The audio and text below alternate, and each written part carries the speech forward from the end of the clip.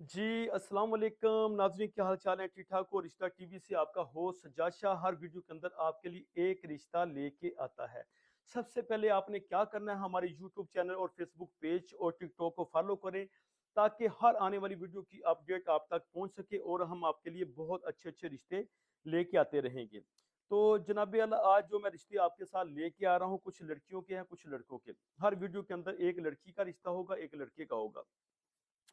ये रिश्ता मैं पहला लेके आया हूँ K1, इस रिश्ते का कोड है।